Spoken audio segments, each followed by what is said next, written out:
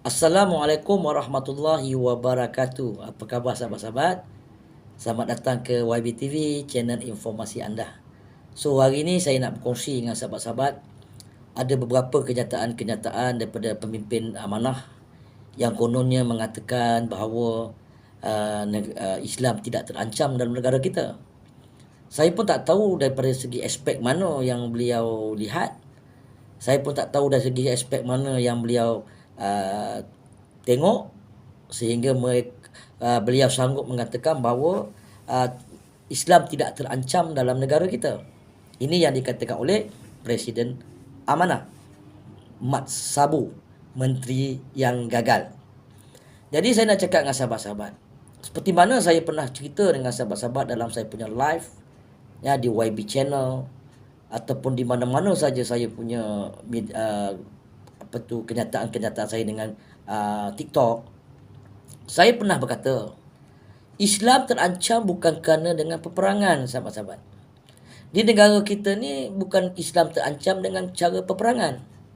Sebab negara kita tidak berlakunya peperangan. Tetapi Islam di dalam negara kita ni terancam dengan cara ideologi dan fahaman-fahaman yang dibawa oleh puak-puak liberal.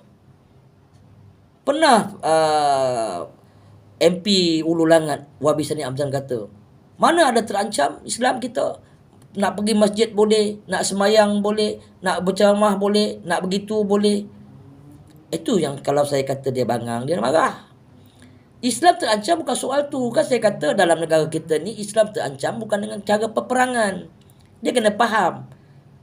Seperti mana saya kata Islam terancam dalam negara kita ini adalah kerana daripada ideologi dan fahaman-fahaman puak-puak liberal. Di mana puak-puak liberal sekarang bermaharajalela untuk mengelirukan umat Islam dengan perkara-perkara yang boleh umat Islam lari daripada agama, lari daripada berilmu, lari daripada ulama. Dengan mereka mengadakan berbagai-bagai hiburan-hiburan. Dan mereka menggunakan puak-puak munafikun, orang-orang Islam yang bertitle haji, bertitle ustaz, bertitle ulama, bertitle atatiza, yang duduk dalam liberal untuk memberitahu kepada masyarakat Islam tentang hukum begini, hukum begini, hukum begini yang bertentangan dengan agama Islam yang sebenar. Seperti mana yang kita lihat sekarang, di mana suara-suara atatiza, suara-suara mufti, suara-suara ketua agama, suara-suara ustaz-ustaz dan ulama dalam negara kita mengenai Seksyen 498 yang mana mengganggu isteri orang tidak bersalah. Sedangkan dalam Islam terang-terang mengganggu isteri orang bersalah, terang-terang mengganggu ke rumah tangga orang tu, memecah belakan rumah tangga orang tu bersalah. Banyak lagi perkara yang bertentangan dengan agama Islam. So kita nak ikut undang-undang Islam atau kita nak ikut undang-undang liberal? Di situ di mana letaknya keadilan bagi orang Islam sekiranya isteri mereka diganggu. Dia nak pergi bantai orang yang mengganggu isteri, tak boleh. Itu bukan satu kesalahan. Jadi di mana orang Islam nak membuat satu aduan? Pejabat agama adakah membuat peruntukan seperti itu? Adakah memberi kebenaran kepada orang Islam yang isterinya diganggu? Ada akta yang boleh suami membuat satu aduan? Ini yang saya katakan Islam kita terancam dari segi ideologi, kefahaman-fahaman puak-puak liberal yang merosakkan sedikit demi sedikit tentang undang-undang Islam. Yang bangangnya dua ekor dalam amanah ni, Presiden dan Wabi Amzan, dia ingat terancamnya Islam ni dengan cara macam peperangan. Kita tak selamat pergi masjid, kita tak selamat pergi situ, kita tak selamat pergi itu. Bukan. Ni mereka ni baruah di AP. Penjilat-penjilat di AP Tegar. Kena faham sahabat-sahabat. Sedangkan sekarang ni pun, zaman pemerintahan Papanon, ramai atatiza-atatiza kita yang ditarik tauliah untuk menyampaikan dakwah. Kita ada kuasa untuk membenarkan orang berdakwah, bukan kita ada kuasa untuk menarik untuk orang berdakwah. Ini yang berlaku dalam negara kita, sahabat-sahabat. Jadi ini yang saya nak jelaskan kepada masyarakat di luar sana supaya faham, supaya kita menjaga agama kita, supaya jangan diperkotak-katikkan oleh puak-puak liberal dan puak-puak munafikun. Banyak kali saya je katakan, Islam itu Islam. Islam tidak ada kena mengena dengan liberal. Liberal is liberal. Bukan adanya Islam liberal. Liberal tidak diterima dalam Islam.